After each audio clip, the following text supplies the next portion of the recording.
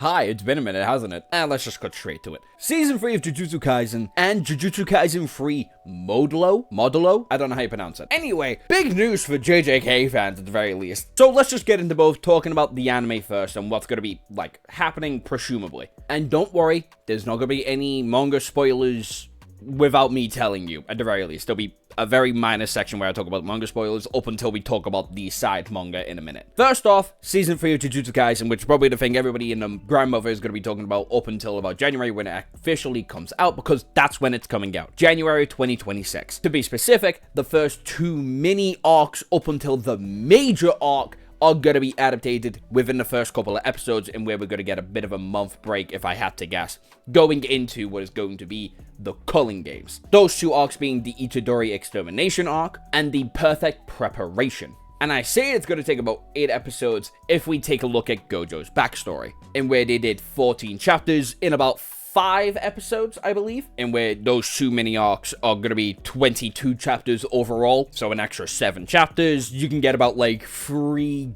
really good episodes from that just alone. And then the rest of the season, again, are probably a month or a bit afterwards, is going to be the entire Culling Games, which is the big juicy portion of this season. In the same way, the Shibuya arc was the big juicy part of season 2. And I'm telling you this now, anime only fans, if you've somehow, by some god-given, mercy, have been, spoiler-free, you're gonna be fucking eating. Because if you're a big fan of Maki and Yuta, you're going to be extra fucking eating. Because these next couple of episodes are gonna be another awakening arc, essentially. With my only real concern about this season is gonna be, I don't know how they're gonna do 85 fucking chapters of a manga in roughly 25 episodes. I feel like we're gonna be speeding through shit a little bit too quickly, but season 2's paced perfectly. So, hands up in the air for this one, I'm not gonna lie to you. Okay, little spoiler portion here. At this point, if you're just an anime exclusive fan, go. No, there's no point of you staying in this video unless you actively want to be spoiled, because I'm gonna be talking about my favorite parts about the next 3 upcoming arcs. And then we're gonna be talking about the side manga, which is just gonna be spoilers head to toe, okay?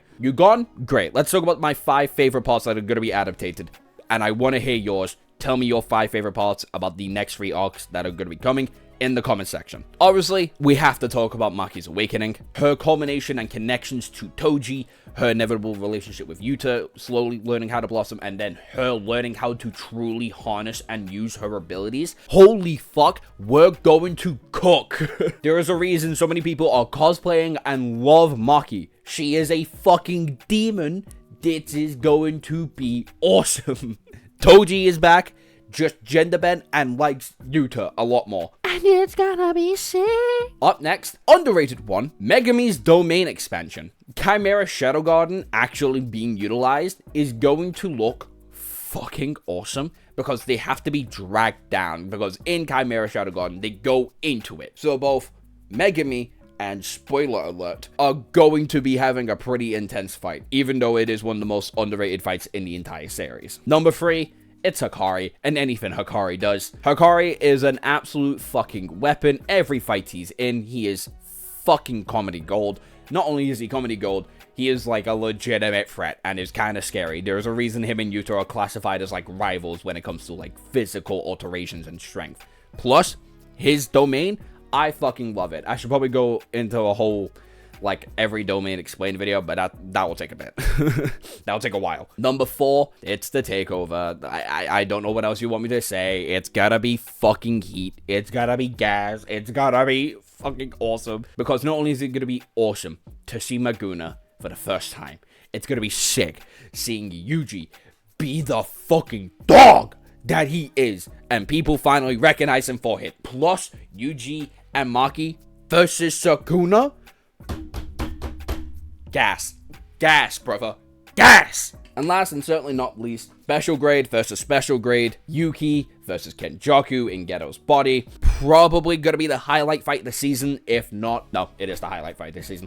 I literally can't think of another fight on the scale of those two, right? Which makes sense. The 2 special grade threats. I'd want it to be a spectacle of a fucking fight, as well the opening of season 4 will be. Most likely, at the very least.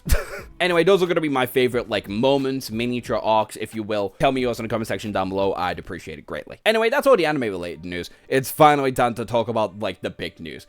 Gege Akutami and Yuji Iwasaki's new manga, JJK Free Modeler. And here is everything you need to know going into this manga, which is coming out on September 8th, so really fucking soon.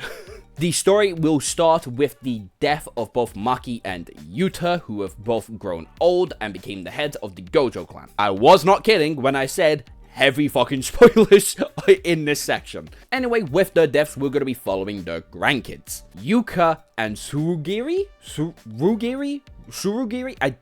Pronunciation, don't know how to fucking say it. It doesn't matter, they're both Okotsu, right? They're both the grandkids of Maki and Yuta, which makes fucking sense. They're both twins, and one of them has a curse technique, which apparently has like changed a little bit within the 86 years that have passed by during the original case of Jujutsu Kaisen, with the kids having two different kind of abilities. One actually holding a curse technique that we don't know the official name of yet. As of me doing this right now, the chapter is currently being leaked. Don't read the leaks, okay? Just don't do it. Regardless, she has curse technique, and the lad has a heavenly restriction. Both apparently have awoken their respective abilities, so I'm assuming this is going to be the first time we see a heavenly restricted user that isn't deeply traumatized one way or another, right? That isn't like cause of a family death like his grandparents. Toji has family trauma with the Zenin clan.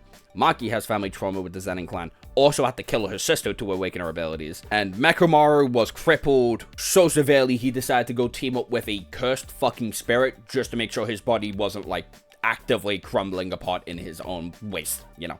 So yeah, the first good one, from what we understand, not that deeply traumatized. Maki might have helped him realize his abilities straight away. That is a good thing. Fully realized, we don't know. Knowing how relations with twins in this series work, which, spoiler alert, is still deeply connected now.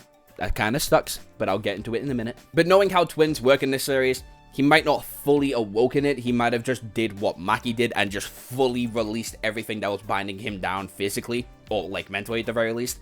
So now he can just be stupid fucking strong physically.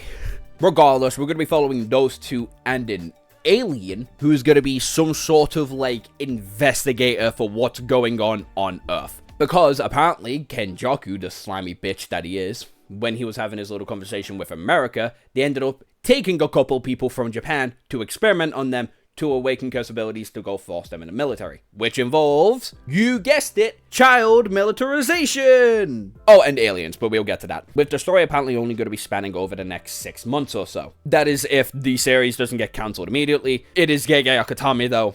People fucking love his work. I highly fucking doubt it's gonna get cancelled immediately. Anyway, we're not just following Yuta's grandkids, we're also gonna be following one other person, the investigator I was talking about before, and the main person who has been advertised of the series, with the globe in the hand circling them. That is apparently a being called Mora, who is an existential alien who has come down to Earth to investigate how cursed spirits are even a fucking thing on this planet, because apparently it's an extraterrestrial kind of thing that just happened to bloom on Earth. For one reason or another, maybe connected to Sukuna, we don't necessarily know. But regardless, he is an alien, he is going to be teaming up with the two main characters, and that's all we necessarily know that isn't just thrown in with the fucking leaks. Child abductions, aliens, like curse techniques evolving in the future, and the main characters are Yuta and Maki's grandchildren. Boom, that is everything that you need to know. All of which is going to be fully released in English on Shonen Jump on September 8th. So go fucking read it when it comes out, people. It will be gas. Anyway, that's literally all the news. Like, comment, subscribe, hit all notification bell, because I will start uploading on here again, because I want to make more videos. It's been a while. I've had another channel. It's a reaction channel. I've been having fun over there. I've been a bit dead. I'm not going to lie. I have been mostly sick. Regardless.